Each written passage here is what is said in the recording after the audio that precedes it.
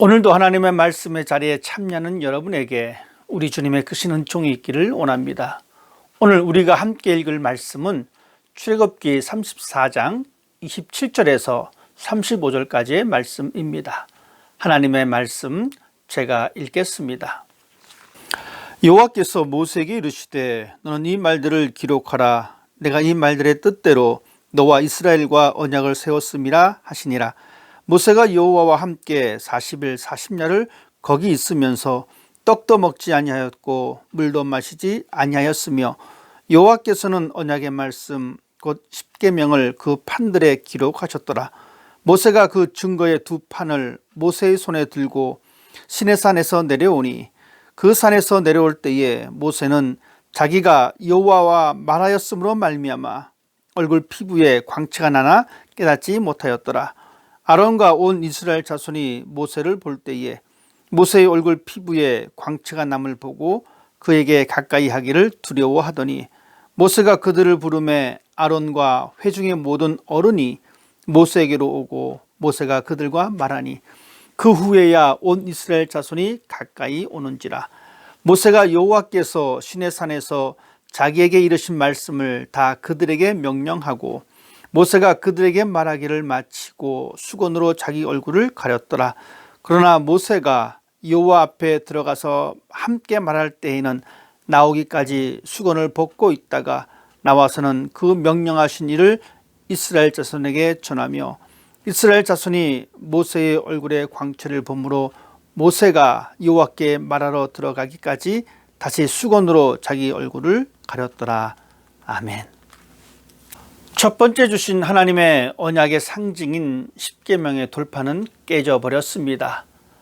이스라엘 백성들이 금송아지 우상을 만들어 경배하는 죄를 지음으로 인해 하나님이 주신 언약은 깨졌습니다.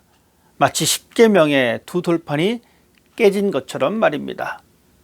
그런데 그런 위기 속에서 모세의 간절한 간청과 하나님의 은혜로 인해 두 번째 언약을 받게 되었습니다.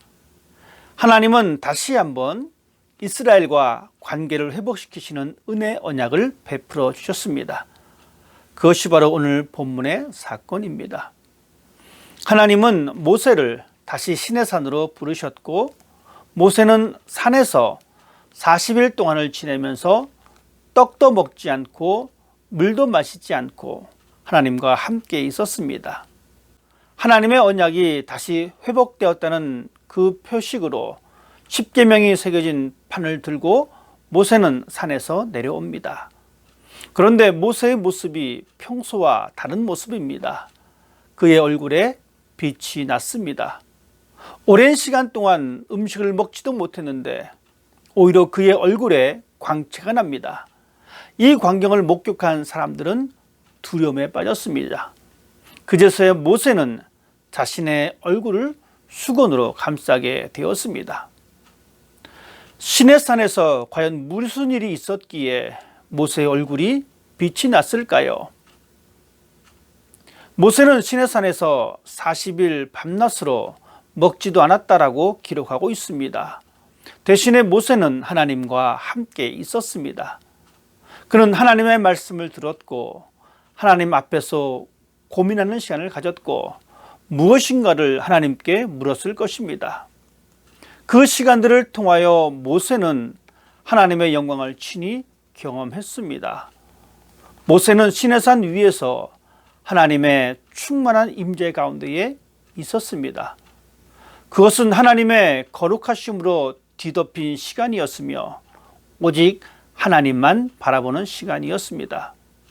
그리고 새로운 은혜 언약을 받았습니다.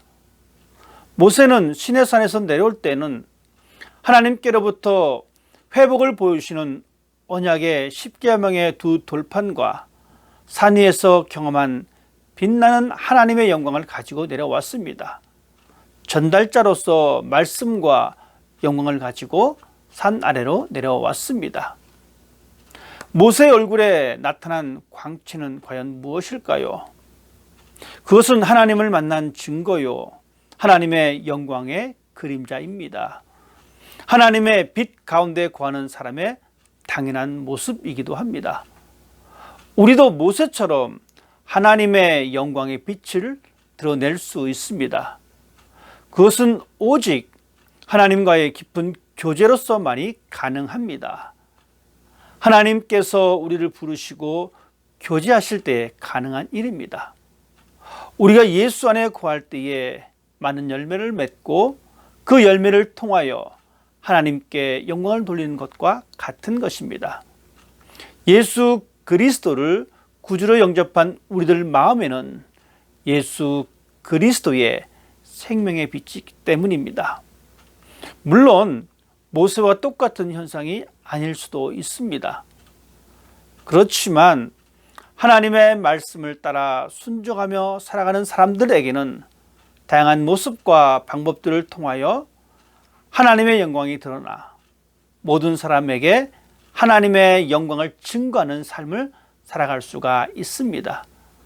예수님께서 친히 말씀하신 것처럼 너희 빛을 사람 앞에 비추게 하여 저희로 너희 착한 행실을 보고 하늘에 계신 너희 아버지께 영광을 돌리게 하라 라는 말씀에 응답할 수 있습니다. 우리는 우리 자신을 드러내려고 하는 수많은 유혹 가운데에 있습니다. 그런 유혹을 이겨내야 합니다. 그런 유혹을 이겨낼 수 있는 것은 오직 하나님의 말씀입니다. 예수님이 사탄의 유혹에서 말씀으로 이겼듯이 그런 유혹을 물리치고 오직 하나님의 영광의 빛을 드러내는 삶을 살아가기를 원합니다. 하나님의 형상으로 지음받은 우리들은 하나님의 영광을 드러낼 의무가 있습니다. 그 책임을 온전히 감당할 수 있는 것은 모세처럼 말씀과 기도를 통하여 하나님과 깊은 교제의 시간을 갖는 그것입니다. 비로소 우리들 안에 있는 하나님의 형상을 회복하고 이 세상에서 그리스도인의 칭호에 합당한 삶을 살아낼 수 있습니다. 그런 삶의 모습이 십자가를 드러내는 모습이며 생명의 향기를 드러내는 사람들의 모습입니다. 모세를 통하여 하나님의 영광의 빛이 드러났듯이 여러분도 복음을 드러내는 삶을 살아가는 사람이 되기를 바랍니다. 최선을 다하여 하나님을 예비하며 하나님을 사랑하듯이 우리의 이웃들을 사랑하고 보살피면 우리의 삶을 통하여 반드시 하나님의 영광의 빛은 드러나며 하나님의 나라는 확장될 것입니다. 너희는 세상의 빛이다 라고 말씀하신 예수님의 말씀을 기억하시면서 우리 안에 있는 예수 생명의 빛을 환하게 비추는 하루가 되기를 원합니다. 아직도 어둠의 그늘에 앉아 자유를 얻지 못하고 신음하며 어둠 속에 헤매고 있는 영혼들에게 예수 그리스도의 빛을 드러내셔서 진리 가운데로 인도하는 복된 인생이 되기를 부탁을 드립니다. 많은 사람을 옳은 대로 인도한 이는 하늘의 별과 같이 빛나게 되리라 라는 복의 말씀이 여러분의 삶에 응답되는 하루가 되기를 원합니다. 오늘 우리가 읽은 이 말씀을 기억하면서 이렇게 함께 기도했으면 좋겠습니다. 하나님과 언제나 깊은 교제를 통하여 하나님의 거룩하신 영광을 드러내는 인생이 되기를 원합니다. 나를 드러내는 것이 아니라 내 안에 있는 예수 그리스도의 빛을 더욱 드러내게 하시며 아직도 어둠 속에서 헤매고 있는 자들을 위해 하나님이 나에게 주신 빛을 드러내어서 진리로 인도하는 하루가 되게 하여 주옵소서.